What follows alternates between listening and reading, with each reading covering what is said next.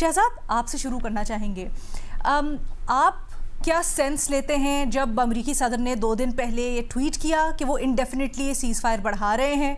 उन्होंने कहा तो ये है कि वो ईरान को टाइम दे रहे हैं ताकि वो एक यूनिफाइड रिस्पांस दे, लेकिन अब बाय नाउ ये तो हमें पता है कि अमेरिका के अपने भी कुछ वेस्टेड इंटरेस्ट होते हैं, वो जो भी हिकमत अमली अपनाता है। तो इस हिकमत अमली के पीछे क्या हो सकता है? बहुत शुक्रिया अलीना। एक तो इनडेफिनेट सीज फायर का तो यही मकसद नजर आता है कि एक एम्बैरेसिंग सिचुएशन में यूएस है। मतलब इतनी डेडलाइंस दी, इतनी धमकियां दी, कितने ट्वीट्स किए, कितने बयान दिए कि सीज फायर एक्सटेंड नहीं होगा और 2 हफ्ते का जब वक्त मुकम्मल हो जाएगा तो हम ईरान पे बमबारी शुरू कर देंगे, उनको तबाह कर देंगे। इतने बयान देने के बाद फिर ऑब्वियसली पाकिस्तान ने जो रोल प्ले किया, उसके बाद डोनाल्ड ट्रंप ने सिंपली आके कह दिया कि ईरान को वक्त दे रहे हैं और जब तक जो है वो सीज फायर वो कंटिन्यू होगा। तो यानी इतनी सुबकी होने के बाद अब वो क्या मजीद टाइमलाइन तो नहीं दे सकते थे कि हफ्ते की मोहलत दे रहे हैं, 10 दिन की मोहलत दे रहे हैं। ऑब्वियसली अब वो यही कहेंगे जो प्रपोजल ईरान के पास है उस पर ईरान जो है वो हमें जब तक इन्फॉर्म करेगा तो उसके बाद बातचीत का सिलसिला आगे बढ़ेगा। दूसरा, इससे ये बड़ा जाहिर होता है कि अमेरिका भी एग्जिट चाहता है इस जंग से। अमेरिका इस जंग को कंटिन्यू नहीं करना चाह रहा, although they are a much bigger military power, लेकिन इसके बावजूद उनको पता है कि इस जंग से जितना वो ज्यादा देर रहेंगे उनके लिए इंटरनली मसला होगा, डोमेस्टिकली मसला होगा, दुनिया भर की इकोनॉमी को मसला होगा। इसीलिए तमाम तर उनके धमकियों के बावजूद, डराने के बावजूद उन्होंने सीज फायर को एक्सटेंड कर दिया। क्लियर इंडिकेशंस है कि अमेरिका इस जंग से निकलना चाहता है। और दूसरी तरफ इसमें कोई शक की बात नहीं है, मुझे पता है कि ईरान को भी यही ख्वाहिश होगी कि इस जंग को जल्दी से जल्दी खत्म किया जाए। लेकिन इस वक्त जो सिचुएशन है ना, ये मेरे ख्याल से बहुत ही डेलिकेट है। ऑल्दो अच्छी बात यह है कि सीज फायर अब तक जो है वो सस्टेन कर रहा है, होल्ड कर रहा है, लेकिन देखें जब तक ये ब्लॉकेड रहेगा यूएस का, एक शिप पहले ही उन्होंने जो है आपने देखा ईरान की एक कार्गो वेसल पे उन्होंने कब्जा किया। कल ईरान ने भी शायद कुछ इस खित्ते में शिप्स को जो है रोका है और फिर उनके सोल्जर्स उसमें गए हैं। तो ये सिचुएशन बड़ी फ्रेजाइल है, कोई भी चिंगारी बड़ी आग लगा सकती है। तो इसीलिए जितना जल्दी बातचीत के जरिए एक मुस्तकिल सीज फायर हो, कोई ना कोई समझौता हो जाए, वो ज्यादा बेहतर होगा सिचुएशन के लिए।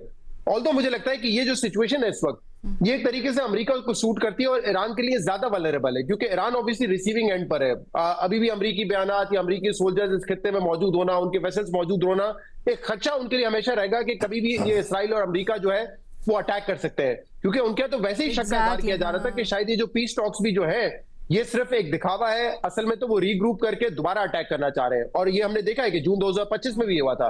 तो ईरान को ये खदशा ऑलरेडी है और उसमें किसी किस्म का मुस्तकिल मुआहिदा ना होना, गारंटीज या अश्योरिटीज ना होना उनके पास कि दोबारा ये दोनों ममालिक हमला नहीं करेंगे, मेरे ख्याल से उनको वल्नरेबल बनाता है। इसी तरीके से जो जीसीसी कंट्रीज हैं उनको बड़ा वल्नरेबल बनाते हैं कि जिस दिन ईरान पे हमला हुआ, ईरान दोबारा हम पे हमला करने शुरू हो जाएगा।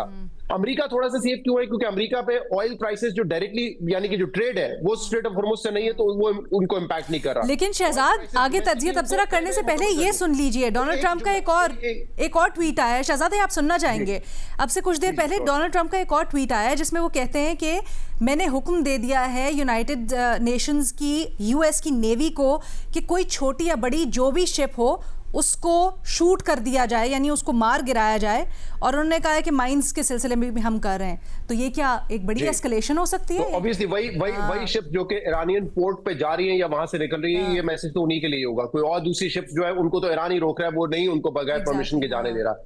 लेकिन मैं कह रहा हूँ अमेरिका के लिए ये सिचुएशन जो है कंपैरेटिवली ईरान के ये जो एक हम कह रहे हैं आरजी सीज फायर है जिसका पीरियड हमें नहीं पता, वो इसलिए शायद बेहतर है कि एक तो यूएस की सरजमीन पे हमले नहीं हो रहे, वहां तक आप हमले जाके कर भी नहीं सकते। उनकी जो अवाम है उनको पेट्रोल प्राइसेस का मसला है, लेकिन ऑयल सप्लाईज का यूएस को कोई मसला नहीं है, उनका ट्रेड यहां से नहीं जा रहा होता। तो इसलिए वो ऑब्वियसली ब्लॉकेट करके प्रेशर जरूर डालेंगे।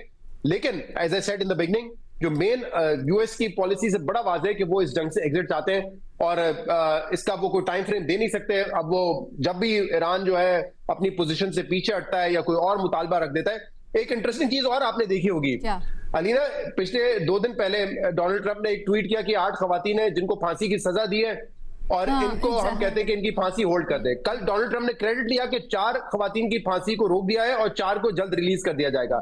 ईरान की तरफ से जो स्टेटमेंट सामने आ रहा है वो कह रहे हैं कि हमने तो फांसी दी नहीं है इनको, इनमें से कुछ तो जो है ऑलरेडी उनको हमने रिहा कर दिया था और कुछ शायद जो है वो मुझे एग्जैक्टली याद नहीं क्या टर्म यूज किया था, शायद छोटी मोटी उनको कोई कैद होगी। तो वो तो डिनाई कर रहे हैं कि ट्रंप इसका भी क्रेडिट लेना चाह रहे हैं, लेकिन ऐसा तो है ही नहीं कोई फैक्ट। तो आई डोंट नो क्या इंफॉर्मेशन है उस शख्स के पास जो कि कह रहा था, या हो सकता है उनको पता हो गई या ना हो, बाद में क्रेडिट वैसे ही ले लेके देखे हमने बचा लिया, और ऑल्दो उनके ऊपर कोई ऐसा सेंटेंस ही ना हो, डेथ सेंटेंस ही ना हो उनके। तो डोनाल्ड ट्रंप साहब के ट्वीट्स जो है इस वक्त वो एक मसला जरूर है बहरहाल पूरी दुनिया के लिए। जितना कम करेंगे उतना मेरे ख्याल से ज्यादा बेहतर होगा, ये मसला भी ज्यादा जल्दी सॉर्ट हो जाएगा और जो ग्लोबल इकोनॉमी है उसको भी सुकून मिलेगा। This is very interesting Shahzad, जब आप ये कहते हैं ना कि आपके ख्याल में शायद ये जो अबिस पीरियड है ये इतना बुरा नहीं है। भट्टी साहब, ये जिस तरह से एक माहौल बना हुआ था और उसके अंदर ऐसा लग रहा था कि अब ब्रेक थ्रू हो गया, तो क्या इससे तो बल्कि ज़्यादा अच्छी अपॉर्चुनिटी नहीं थी ट्रंप के पास? आपकी नज़र में ये जो अब डेडलाइन बढ़ाई गई है, क्या खदशात मौजूद हैं ये गैर मुअय्यना मुद्दत की डेडलाइन के अंदर? मैडम शेख, पहली बात तो ये है कि मैं मुत्तफिक हूँ इस बात से कि कुछ भी हो सकता है।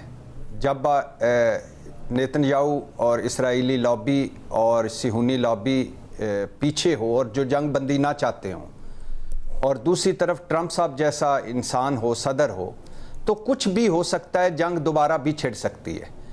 और अभी तक अगर कुछ भी नहीं हुआ तो इसकी वजह पाकिस्तान है, पाकिस्तान की सालसी है, पाकिस्तान की कोशिशें हैं। लेकिन जो बड़ा सवाल है वो है कि जो आपने किया कि जंग बंदी की डेडलाइन ना बताने का मकसद मैडम शेख, जब डेडलाइन आ जाएगी फिर डेडलाइन देना पड़ेगी ट्रंप साहब को और शर्मिंदगी होगी। पहली वजह कि 13,000 जगहों पे तकरीबन कारपेटेड बमबारी कर चुके हैं वो, 4,000 के लगभग मिनाब की बच्चियों समेत वो शहीद कर चुके हैं। ईरानी लीडरशिप जो उनके रहबर समेत सारों को शहीद कर चुके हैं। और इतनी बार इतनी वसाइल और टेक्नोलॉजी से 39 रोज़ वो हमला कर चुके हैं मुसलसल, तो क्या हासिल वसूल हुआ? कुछ भी नहीं। तो अब जब डेडलाइन देंगे फिर डेडलाइन आएगी, फिर डेडलाइन बढ़ानी पड़ेगी किसी ना किसी को कोई ना कोई बहाना बना के। दूसरा, जंग बंदी की डेडलाइन ना बताने का मकसद ट्रंप साहब समेत सबको मालूम हो गया मैडम शेख कि इन डेडलाइन धमकियों से ना ईरान डरने वाला है ना झुकने वाला है। और मैं समझता हूं अगर मिड टर्म इलेक्शन ना होते ट्रंप साहब की ईगो ना होती, अरब मुल्क ना होते और नेतन्याहू और सिहूनी लॉबी ना होती, तो अब तक ट्रंप साहब बोरिया बिस्तरा समेट कर वापस अमेरिका जा चुके होते और कह रहे होते कि मैं फतहमंद होकर आ गया हूं, अब ईरान अगले 30-40 साल तक कुछ करने के काबिल नहीं है। फिर मैडम शेख, जंग बंदी की डेडलाइन ना देने का मकसद, डेडलाइन खत्म होगी तो फिर जंग करना पड़ेगी। और जंग अब ना सिर्फ ट्रंप साहब बल्कि व्हाइट हाउस बल्कि उनके सारे लोगों के लिए खसारे का सौदा है। अब वो यहां तक पहुंच गए हैं कि मेरे सारे मुखालिफ गद्दार हैं, और wall street journal, Washington post, New York times जैसे अखबार जो हैं ये भी मुहब्बे वतन नहीं है, और अक़वाम मुत्तहिदा उनके साथ नहीं है, नेटो साथ नहीं है, इत्तेहादी साथ नहीं है, अपनी कौम साथ नहीं है। तो अब अगर उनको कोई थोड़ा सा भी रास्ता मिलता तो वो निकल जाते।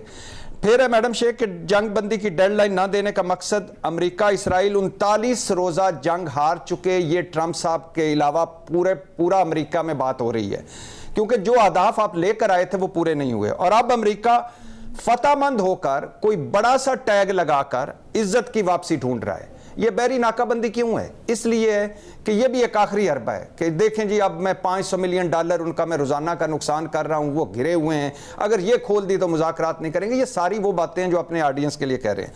फिर जंग बंदी डेडलाइन ना देने का मकसद मैडम शेख, पाकिस्तान ने इस बार सुना एक रिक्वेस्ट की कि आप थोड़ा सा इसको लंबा करें। ईरान में 2 पॉइंट ऑफ व्यू हैं, और वो 2 पॉइंट ऑफ व्यू जो हैं उनमें से कुछ लोग ऐसे हैं जो जंग नहीं चाहते, कुछ लोगों को गुस्सा है कि हमारे रहबर शहीद कर दिए, हमारे पे इतनी बमबारी की। मकसद तो बताएं किस लिए? हम तो मुज़ाकरात कर रहे थे, बातचीत कर रहे थे, तो थोड़ा सा हमें वक्त दें।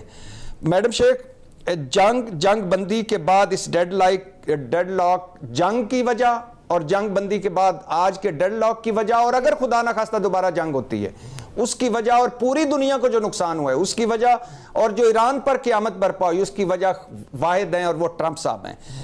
2015 में वियना में जब 6 आलमी ताकतों की मौजूदगी में ईरान और अमेरिका में जो मुज़ाकरात हुए और मुआहदा हुआ, उसको 8 मई 2018 को किसने तोड़ा यकतरफा तौर पर? ट्रंप साहब ने। फिर जून 2025 में ईरान अमेरिका में जो मुज़ाकरात हो रहे थे, इनको सबोताज किसने किया? ट्रंप साहब ने। फिर 2026 में जो मुज़ाकरात हो रहे थे अमेरिका ईरान के दरमियान, इनको किसने खत्म किया? ट्रंप साहब। अच्छा, जो आप माजी का हवाला दे रहे हैं इसी से आगे आखिरी 2 जुमले मैडम शेख, सिर्फ आखिरी 2 जुमले सिर्फ ईरान के हवाले से। मैं समझता हूं कि अब जो अमेरिका में भी आवाजें उठ रही हैं कि ईरान के हवाले से गुस्सा, इंतकाम नहीं, हिकमत। ईरान से अगर चीजें मनवानी हैं तो जंग, पाबंदियों, नाकाबंदियों, डेड लाइनों से नहीं, इसे वापस दुनिया में लाएं, उसकी तन्हाई खत्म करें। और ईरान के वो लोग जो वापसी चाहते हैं, जो मुज़ाकरात चाहते हैं, जो जंग नहीं चाहते, जो अपने मुआशरे को भी खोलना चाहते हैं, उनके हाथ मजबूत करें, तभी ये सारा मामला हल होगा। वरना डेड लाइनों, जंग बंदियों, नाकाबंदियों से कुछ नहीं होगा।